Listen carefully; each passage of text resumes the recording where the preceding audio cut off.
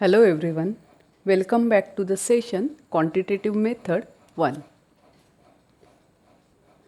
To be continue with chapter number 4, that is average. We have seen example number 4 in previous lecture. In this lecture, we will see how to solve example number 5. First of all, we will see what is example number 5. Here, find the missing frequency in the following frequency distribution if it is known that the mean of distribution is 1.46. विद्यार्थी मित्रांनो, तुमच्या लक्षात आलं का की मगाशी काय होतं, जे आपण अगोदरचा व्हिडिओ बघितला त्या व्हिडिओमध्ये हा जो एक्स एलिमेंट आहे त्या एक्स एलिमेंटमधला एक एलिमेंट जो होता तो P+5 दिला होता, पण फ्रिक्वेन्सी सगळ्यांची दिली होती. इथे हे उदाहरण थोडं वेगळं आहे. या उदाहरणात तुम्हाला मीन कॅल्क्युलेट करा सांगितलेलं नाही, तर तुम्हाला मीन दिलेला आहे 1.46 आहे. तुम्हाला सांगितलं की फाइंड द मिसिंग फ्रिक्वेन्सी, म्हणजे जी फ्रिक्वेन्सी दिली नाही आहे ती शोधा in the following frequency distribution, म्हणजे खाली जी फ्रिक्वेन्सी डिस्ट्रीब्युशन दिलं आहे त्यातली मिसिंग फ्रिक्वेन्सी शोधा. The mean of the distribution is 1.46. Here they have given x elements such as 0, 1, 2, 3, 4, 5 and they have given us frequency. Frequency of 0 is 46. Frequency of 1 it is not given here. एक ची frequency त्यांनी दिलेली नाही. You have to find it frequency of 1. Same frequency of 2. Frequency of 2 is also not given. You have to find it out. Frequency of 2. Frequency of 3 is given 2.5. Frequency of 4 is given 10 and frequency of 5 is 5. So let's solve the example. इथे तुम्हाला 1 आणि 2 ची frequency दिली नव्हती, बाकी सगळ्याची frequency दिली. फ्रिक्वेन्सीची total पण इथे दिलेली आहे.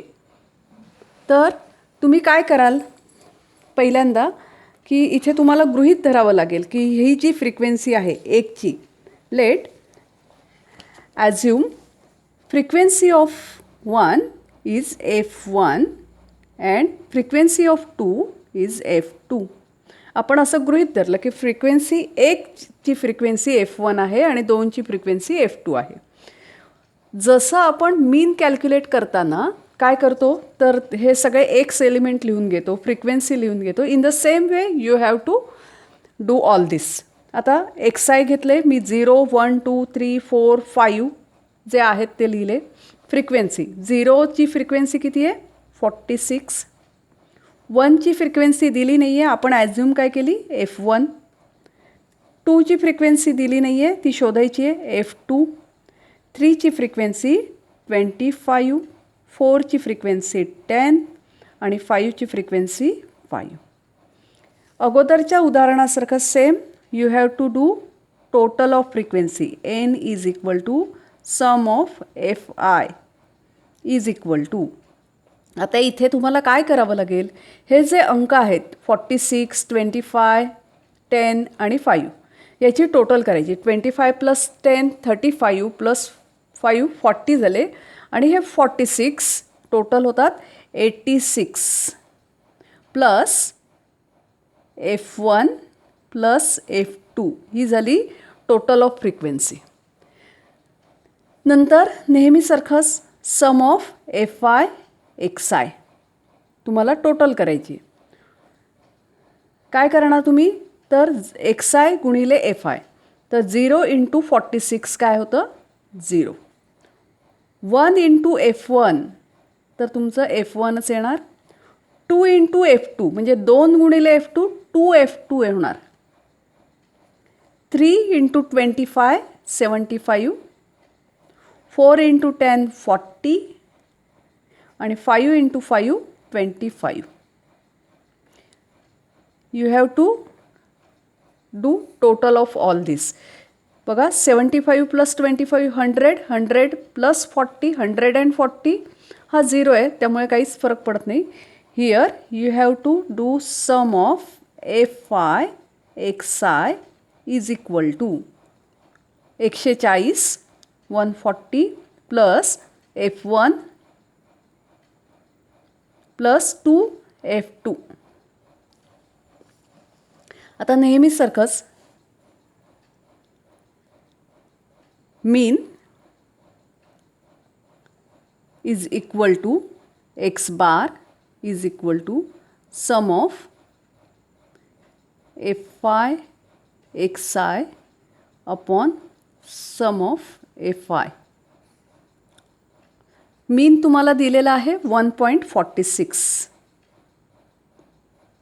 सम ऑफ fi xi किती झालं 140 plus f1 plus f2 sorry upon ही टोटल 86 प्लस f1 प्लस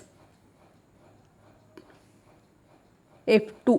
इथे 2f2 नाही आहे, फक्त f2 आहे. आता काय कराल तुम्ही तर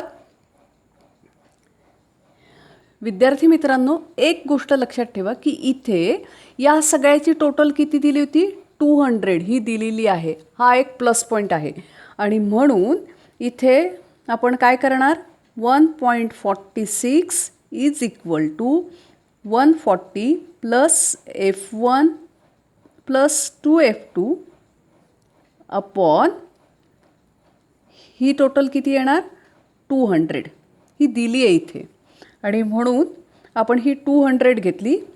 ही बरोबर चिन्हाच्या उजवीकडे आहे, ती डावीकडे आल्यानंतर काय होणार डिवायडेड बाय ते मल्टिप्लाइड बाय आणि म्हणून 1.46 into 200 is equal to 140 plus f1 plus 2f2.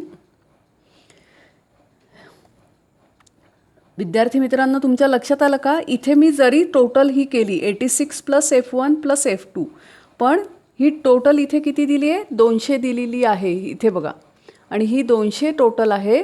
तर ती तुम्हाला ती जी टोटल 200 आहे ती इथे आपण इथे 86 प्लस f1 प्लस f2 च्या ऐवजी 200 घेतली आणि मल्टिप्लाइड बाय इथे केले. आता गुणाकार करायचा आहे, साहजिकच आहे. 6 2 जा 12, 4 2 जा 8 आणि 12चा कॅरी ऑन 1 होता 9 झाला आणि 2 1 जा 2. हे 2 0 पॉईंट होते त्यामुळे ते जाणार आणि ही अमाऊंट येणार 292 is equal to 140 plus f1 plus 2f2. हे प्लस 140 आहेत ते या बाजूला आल्यावर काय होणार मायनस होणार म्हणून 292 minus 140 is equal to f1 plus 2f2. याच्यातनं 140 गेले, राहिले किती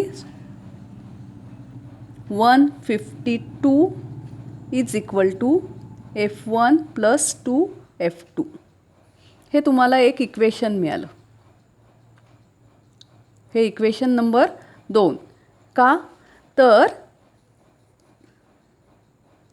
n इज इक्वल टू 200 इथे दिलेलं होतं. तर इथे इक्वेशन नंबर 1 काय आहे f1 plus f2 plus 86 f1 plus f2 plus 86 is equal to 200. आता हे प्लस 86 तिथे गेल्यावर काय होणार मायनस 86 होणार. f1 plus f2 is equal to 200 minus 86.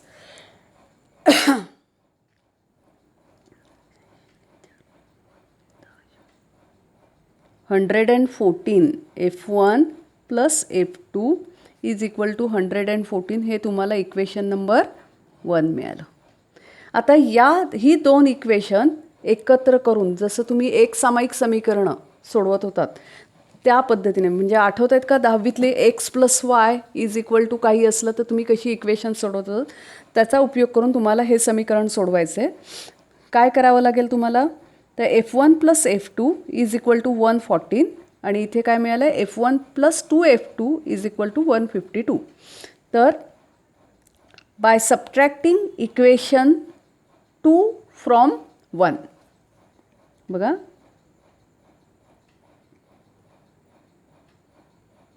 by subtracting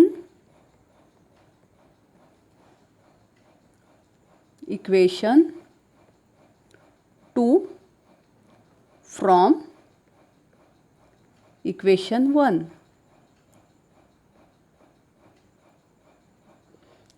आता 1 आपण लिहून घेतलं, काय आहे 1, F1 plus F2 is equal to 114 आणि F1 plus 2F2 is equal to 152. वजाबाकी करायची आपल्याला, सबट्रॅक्टिंग म्हटलं आहे त्यामुळे सगळ्यांची चिन्ह बदलणार, प्लसचं मायनस मायनस होणार.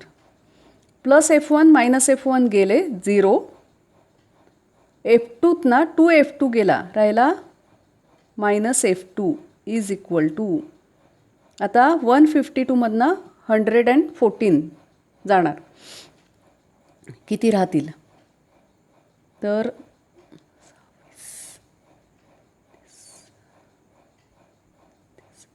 38.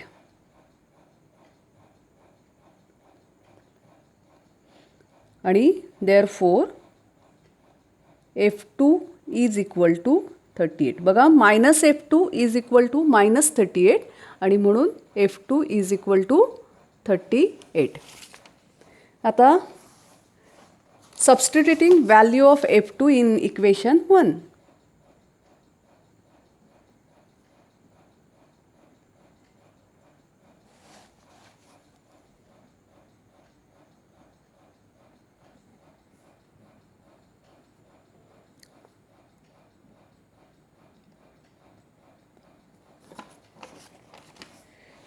F2चीच व्हॅल्यू मिळालेली आहे